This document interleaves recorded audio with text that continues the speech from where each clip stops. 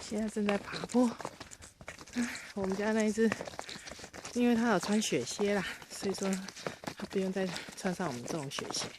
所以说导游呢就背着它的雪鞋，这样它的行动也会快一点。刚刚有喝茶哟，喝完茶以后，现在要走后半段。今天大概会走2个小时啊。然后天气还蛮不错的，不会太冷，然后也不会太耶。爬山 OK， 穿雪橇。对呀、很好的经验哦。现在要爬坡喽，